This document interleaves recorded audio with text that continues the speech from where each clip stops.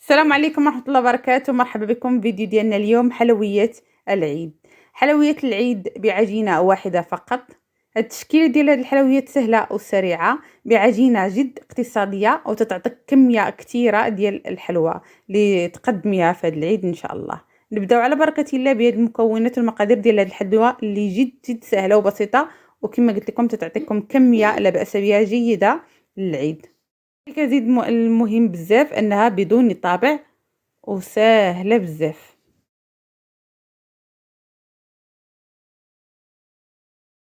نبداو بالمكونات كما قلت لكم. مقادير ديال هاد الحلويات العيد اللي بعجينه وحده. محتاجين رابعه ديال الزبده، 250 غرام ديال الزبده، محتاجين كاس ديال السكر وبيضه واحده فقط.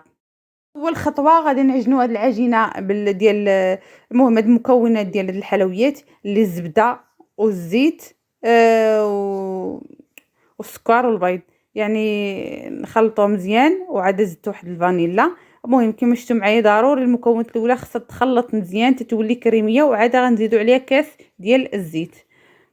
تنتمنى الطريقه تكون واضحه. ومن بعد مني غادي نعجنوها مزيان ندمجوا لنا العناصر الاولى، عاد نبداو نزيدوا في الدقيق كاس بكاس حتى تجمع لنا العجينه. يعني حوالي تقريبا شي ما بين 5 الكيسان حتى 6 الكيسان على حسب النوعيه تاع الدقيق واش تشرب ولا لا. انت غتبان لك. المهم العجينه تكون رطبه ومجموعه، هذا هو الاهم على هذا الشكل، تكون رطبه وتكون مجموعه. يعني تكون مجموعه ولكن تكون رطبه بحال هكا، يعني باش نكونوها، يعني نكوروا هاد العجينه ديال هاد الحلويات تجيني سهله في الخدمه، وكذلك تجي سهله في المذاق. غنبداو الشكل الاول.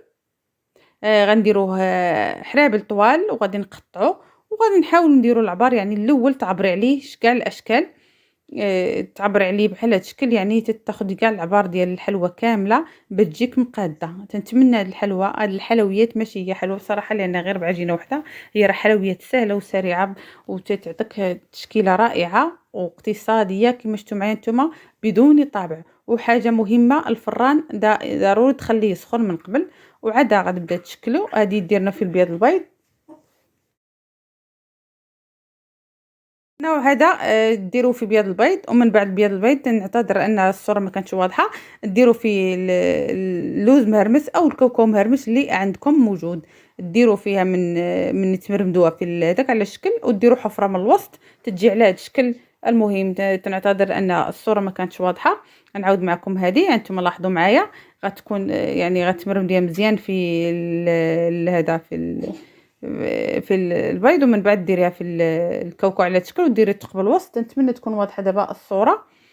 وصافي على هذا الشكل وندوزو للتشكيله الثالثه حتى هي اللي تجي سهله وتجي رائعه وتجي المنظر ديالها جد رائع. المهم العجينه تكون رطبه على هذا الشكل باش نزيدو فيها اي حاجه بغينا، الشوكولاط ولا اي حاجه بغينا نزيدو فيها. مهم هذا النوع واحد الشاصيه ديال الشوكولاط اللي تتباع، المهم راكم عارفينها، باش تخلطوها مزيان باش نديرو الشكل الاخر اللي تيجي رائع حتى هو. العجينه غتجمعوها مزيان، يعني بشويه بشويه غادي يدخل لكم داك الشوكولاط غبره فيها، ما غاديش يبقى يبان، غتولي عجينه وحده. يعني الحلوى تتبغي الخاطر باش تحصلي على حلويات سهله واقتصاديه. بعد نحصلوا على هاد العجينه على هاد الشكل بحال هي هاد الشكل، ونبداو نكملوا الخدمه ديالنا. تنتمنى الفيديو يكون يعني واضح باين.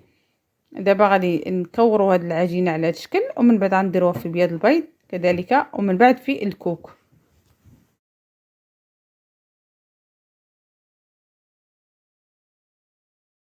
تالية ديروا فيها ثقب الوسط كما العجينه اللي قبل منها، وندوزو للتشكيله